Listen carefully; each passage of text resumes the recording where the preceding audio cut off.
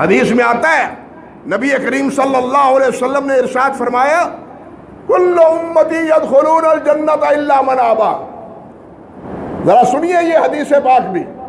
فرمایا کل امتی یدخلون الجنت الا من ابا. فرمایا میری ساری امت جنت میں جائے گی مگر جنہوں نے جنت میں جانے سے انکار کر دیا. ہم نہیں جاتے جنت, ہمیں نہیں چاہیے جنت. صحابہ کرام نے پوچھا حضور یہ فرمائیے ومن ابا یا رسول اللہ, جنت جانے سے کون انکار کرتا ہے؟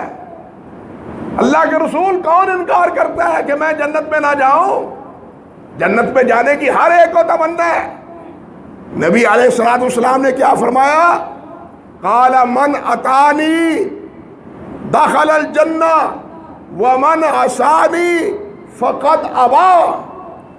جس نے میری اطاعت کی وہ جنت میں داخل ہو گیا اور جس نے میری نافرمانی کی اس نے گویا جنت میں جانے سے انکار کیا. اللہ ہمیں سمجھ دے. حضرت جابر سے روایت ہے صحیح بخاری مسلم میں, حضرت جابر فرماتے ہیں کہ نبی علیہ السلام نے ہمیں بتلایا کہ میں ایک جگہ سویا ہوا تھا, آرام کر رہا تھا, کیا دیکھتا ہوں اور کیا محسوس کرتا ہوں, کیونکہ نبی اس کی آنکھیں سوتی ہیں لیکن دل نہیں سوتا, دل غافل نہیں ہوتا. یہ سوئے ہوئے نبی علیہ الصلوۃ والسلام, فرشتے آتے ہیں, ایک پاؤں کی جانب کھڑا ہو جاتا ہے, ایک سر کے بل کھڑا ہو جاتا ہے, سر کی جانب. وہ سر کی جانب جو کھڑا ہے وہ کہتا ہے یہ جو سوئے ہوئے ہیں ان کے بارے میں بات کرو. وہ کہنے لگے کیا بات کروں, یہ تو سوئے ہوئے ہیں. وہ سر کے جانب جو کھڑا تھا وہ کہنے لگا جی یہ سوئے ہوئے ہیں, آنکھیں ان کی سوئی ہوئی ہیں لیکن دل ان کا بیدار ہے, تم بات کرو.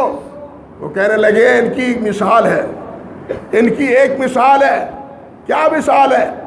ان کی مثال یہ ہے کہ ایک بڑے آدمی نے, ایک بادشاہ نے ایک باغ لگایا ہے, ایک بڑا وسیع باغ لگایا اور باغ کے کنارے پر دروازے پر اس نے اپنا ایک نمائندہ کھڑا کر دیا اور کہا کہ تم ہوکا لگاؤ, آواز دو, آؤ لوگو آؤ آؤ آؤ, کھانا کھا لو, پھل کھا لو, ضرورت کی چیزیں جتنی ہیں یہاں پڑی ہیں وہ استعمال کر لو.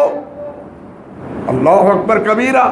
یہ آواز دے رہا ہے آ جاؤ, یہ سب کچھ تمہارے لیے دسترخوان سجا ہوا ہے, آ جاؤ یہ کھا لو. فرشتہ کہنے لگا مسئلہ نہیں سمجھ آیا, بات کو وضاحت کرو, کیا مثال ہے تمہاری؟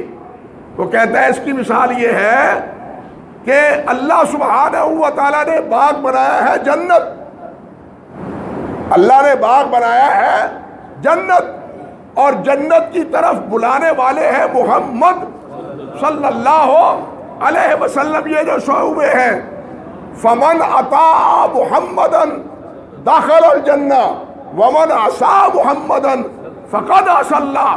جس نے محمد کی اطاعت کر لی وہ جنت میں چلا جائے گا, جس نے محمد کی نافرمانی کی اس نے اللہ کی نافرمانی کی. اس لیے میرے بھائیوں اصل بات نبی کی اطاعت اور پیروی سے ہے.